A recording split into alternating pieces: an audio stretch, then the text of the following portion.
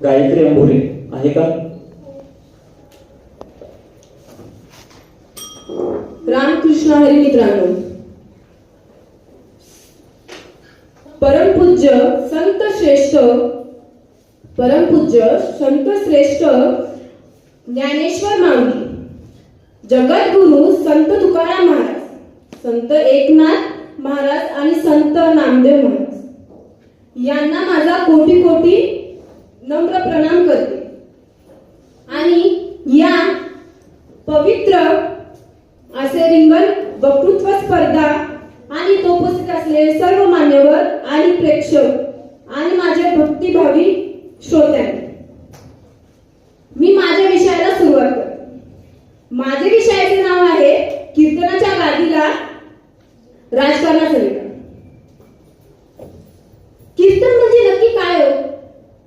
कीर्तन म्हणजे समाजाला एक दिशा देणार माध्यम म्हणजे कीर्तन।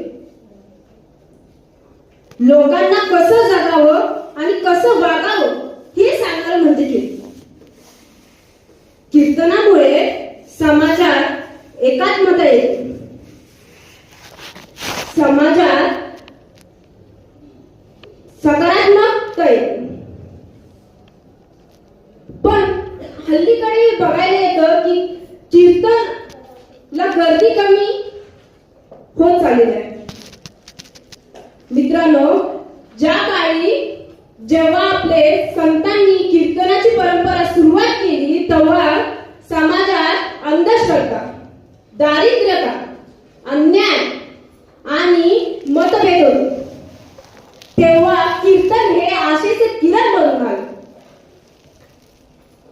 समाजात सकारात्मकता आणली आणि नकारात्मकता दुरावली।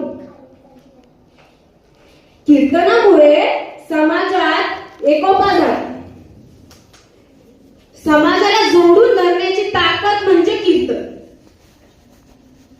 पण हल्लीकडे कीर्तनावरती राजकारणाची जेव्हा सावली पडायला लागली तेव्हा कीर्तनाचा मुख्य उद्देश बाजूला सारत चालला आहे।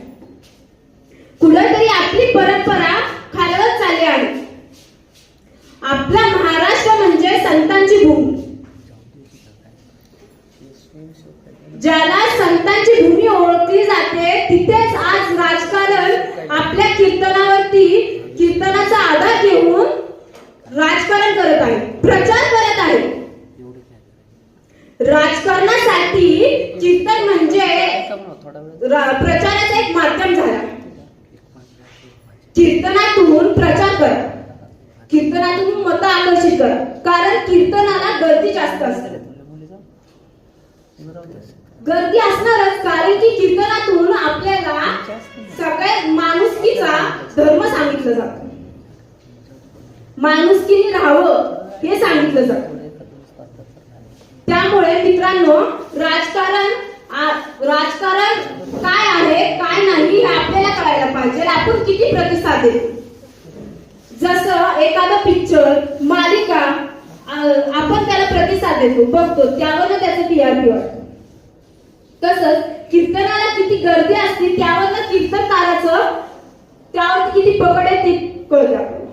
त्यामुळं जेव्हा कीर्तन आपण आयोजित करतो तेव्हा आपल्याला हे लक्षात घ्यायला पाहिजे की कोणत्या कीर्तनकाराला आपण किती प्रतिसाद दिला पाहिजे, तेच आपण पुढच्या पिढीला देतो। आज तरुणाई कीर्तनाला प्रतिसाद देत नाही हे आपलं म्हणणं आहे, पण तुम्ही कधी विचार केलाय का नाही येत तरुण? काय येतील ते? कीर्तनामध्ये जेव्हा आपल्या संतांनी माणुसकीचा आणि एकात्मतेचा संदेश दिला, समाज प्रबोधन केलं, पण आता राजकारण, प्रचार, संतांचे विचार ऐकण्यासाठी येतात, राजकारण ऐकण्यासाठी येत नाही।